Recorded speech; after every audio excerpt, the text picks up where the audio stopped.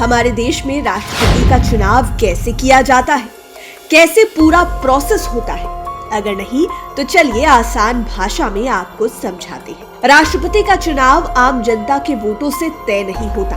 संविधान में इसका अलग से नियम बनाया गया है। हमारा संविधान पूरे विश्व के तमाम संविधानों से मिला जुलाकर बनाया गया है।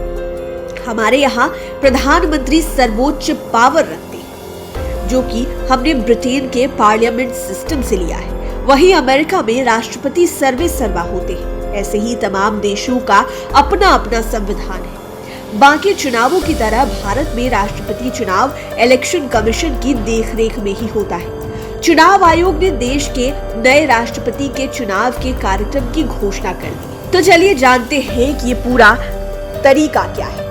भारत में राष्ट्रपति के चुनाव की प्रक्रिया थोड़ी जटिल होती है। हम यहाँ आपको आसान तरीके में बताएंगे कि आखिरकार भारत के राष्ट्रपति का चुनाव कैसे होता है। भारत में राष्ट्रपति यानी कि प्रेसिडेंट का चुनाव सीधे जनता के वोटों से तय नहीं होता, बल्कि जनता जिनको चुनती है उनके वोटों से राष्ट्रपति चुने जाते हैं। इसलिए इसको अप्रत्यक्ष निर्वाचन कहते हैं। यहाँ आपको फिर से क्लियर कर दें कि सिर्फ वो ही राष्ट्रपति चुनाव में मतदान कर सकते हैं जिसका चुनाव जनता करती है, यानी कि सांसद और विधायक। राष्ट्रपति चुनाव में संसद में नामित सदस्य और विधान परिषदों के सदस्य वोट नहीं डाल सकते, क्योंकि ये जनता द्वारा सीधे नहीं चुने जाते हैं। प्रेसिडेंट का चुनाव एक निर्वाचक मंडल यानी कि इलेक्टोरल कॉलेज करता है। संविधान के आर्टिकल 54 में इसका उल्लेख है, यानी जनता अपने प्रेसिडेंट का चुनाव सीधे नहीं करती, बल्कि उसके वोट से चुने गए लोग करते हैं। यह है अप्रत्यक्ष निर्वाचन। अब जानते हैं कि इसमें वोट देने का अधिकार किन्हें-किन्हें है। इस चुनाव में सभी प्रदेशों की विधानसभाओं के इलेक्टेड मेंबर और लोकसभा तथा राज्यसभा में चुनकर आए सांसद वोट डालते हैं। प्रेसिडेंट की ओर से संसद में नॉमिनेटेड मेंबर वोट नहीं डाल सकते हैं। राज्यों की विधान परिषदों के सदस्यों को भी वोटिंग का अधिकार नहीं होता, क्योंकि वे जनता द्वारा सीधे सदस्य नहीं चुने होते हैं। इस चुनाव में एक खास तरीके से वोटिंग होती है, जिसे सिंगल ट्रांसफरेबल वोट सिस्टम कहते हैं, यानी कि वोटर एक ही वोट देता है, लेकिन वह तमाम कैंडिडेट्स में से अपनी प्रायोरिटी तय कर देता है। यानी वह बैलेट पेपर पर बता देता है कि उसकी पहली पसंद कौन है और दूसरी तीसरी कौन। यदि पहली पसंद वाले वोटों से विजेता का फैसला नहीं हो सकता तो उम्मीदवार के खाते में वोटर की दूसरी पसंद को नए सिंगल वोट की तरह ट्रांसफर कर दिया जाता है। इसलिए इसे सिंगल ट्रांसफरेबल वोट कहा जाता है। वोट डालने वाले सांसदों और विधायकों के वोट का वेटेज अलग अलग होता है। 2 राज्यों के विधायकों के वोटों का वेटेज भी अलग होता है। यह वेटेज जिस तरह से तय किया जाता है उसे अनुपातिक प्रतिनिधित्व व्यवस्था कहते हैं। वर्तमान में देश के राज्यों के सभी विधायकों के वोट का वैल्यू 5,43,231 है। वहीं लोकसभा के सांसदों का कुल वैल्यू 5,43,200 है। अब जानते हैं कि कैसे वेटेज तय होता है। विधायक के मामले में जिस राज्य का विधायक हो उसकी आबादी देखी जाती है। उसके साथ उस प्रदेश के विधानसभा सदस्यों की संख्या को भी ध्यान में रखा जाता है। वेटेज निकालने के लिए प्रदेश की पॉपुलेशन को इलेक्टेड एमएलए की संख्या से डिवाइड किया जाता है। इस तरह जो नंबर मिलता है उसे फिर 1000 से डिवाइड किया जाता है। अब जो आंकड़ा हाथ लगता है वही उस राज्य के एक विधायक के वोट का वेटेज होता है। 1000 से भाग देने पर अगर शेष 500 से ज्यादा हो तो वेटेज में 1 जोड़ दिया जाता है। सांसदों के मतों के वेटेज की गणित अलग होती है। सबसे पहले सभी राज्यों के विधानसभाओं के इलेक्टेड मेंबर्स के वोटों का वेटेज जोड़ा जाता है। अब इस सामूहिक वेटेज को राज्यसभा और लोकसभा के इलेक्टेड मेंबर्स की कुल संख्या से डिवाइड किया जाता है। इस तरह जो नंबर मिलता है वह एक सांसद के वोट का वेटेज होता है। अगर इस तरह भाग देने पर शेष 0.5 से ज्यादा बचता हो तो वेटेज में 1 का इजाफा होता है। अब जानते हैं कैसे वोटों की गिनती होती है।